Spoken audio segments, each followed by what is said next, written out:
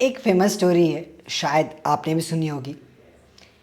एक बार एक कुत्ता बहुत ज़ोरों से रो रहा था। तो जिसका कुत्ता था वो तो आराम से सो रहा था। नेबर को बहुत परेशानी हो रही थी। उसे लगा कि कैसा मालिक है, अपना कुत्ता रो रहा है और ये फिर भी कुछ नहीं कर रहा है। तो उसने उसके नेबर को कॉल किया और पूछा, कैसे इंसान हो तुम?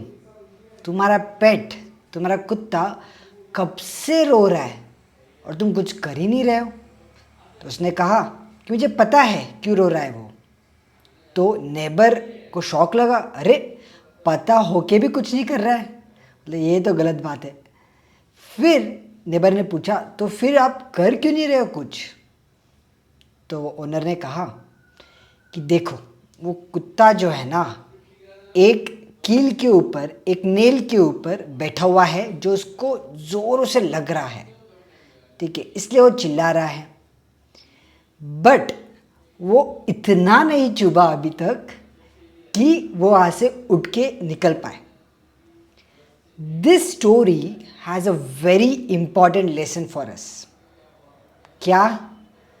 कि इवन पेन हमें बहुत कुछ सिखा सकती है, करवा सकती है। और जब तक वो टिपिंग पॉइंट ना आए ना, एक्शन भी नहीं आता है। किसी ने एक बार कहा था कि इतना दर्द नहीं हो रहा है ना अभी तक कि एक्शन लेके कुछ आगे कर पाओ, इसलिए अटके हुए हो कहीं पे। दैट्स वाई आई से this a lot of times कि कभी दर्द में हो, मिजरी में हो, प्रॉब्लम्स में हो, तो भगवान को बोलो कि भगवान एक तो पूरा ख़त्म कर दे, या फिर इतना बढ़ा दे इसे कि मैं आगे बढ़ जाऊँ। I will give a very simple example. See, कोई भी जॉब जो चेंज करता है वो out of frustration job change करता है। ऐसा नहीं होता है कि अरे इस जॉब से मैं सेटिस्फाइड हूँ, बहुत अच्छा सब कुछ कर लिया, अभी मुझे फील्ड चेंज करना है, मेरा पूरा जॉब चेंज करना है। Very rarely will find such cases, but बहुत सारे आपको ऐसे केसेस मिलेंगे जब लोग कहेंगे कि इस लाइफ से, इस जॉब से, ये सभी चीज़ से मैं बहुत फ्रस्ट्रेटेड हूँ, मुझे कुछ अलग चाहिए, कुछ अलग करना है। और फिर वो कुछ अलग करते, एंड ये करते करते कहीं ना कहीं उन्हें एक जॉब मिलता है, एक चीज़ मिलता है जिसमें वो खुश होते हैं, जिसमें उन्हें मज़ा आता है। तो जो फ्रस्ट्रेशन है उसका भी बेनिफिट हुआ, यस और नो? ऐसे कई सारे नेगेटिव इमोशंस हैं, जैसे दुख, दर्द, मिजरी, या अभी उससे जाओगे जब बहुत ज़्यादा दर्द होगा ना, बहुत गहरा जाओगे, फिर एक दिन ऐसा आएगा, यू विल बी लाइक ठीक है, बहुत हो गया, I will move on. That makes it easy. And not just that, see, कोई भी एडवर्सिटी हो, जैसे बीमार पड़ गए, क्या होता है बीमार पड़ने के बाद? Energy down, medical bills, too much of tension. But उसके बाद चलो भाई, आज से रोज योगा करेंगे, आज से रोज ध्यान करेंगे, आज से रोज अच्छा खाएंगे। सी, एक प्रॉब्लम बहुत बड़ी, बट उससे रिजल्ट क्या आया? पॉजिटिव। ऐसे ही लाइफ में कई सारी चीज़ें हैं जो हमारे लाइफ में होती रहती है, and we have two ways to seeing it. One is, उसको निगेटिवली देखो कि मेरे साथ ही क्यों हो रहा है, मैंने क्या पाप कर दिया है, भगवान मुझसे ही क्यों बदला ले रहा है। या फिर उसे पॉजिटिवली देखो कि चलो कोई तो प्रॉब्लम आया है, मतलब अपॉर्चुनिटी भी आई है, ठीक है।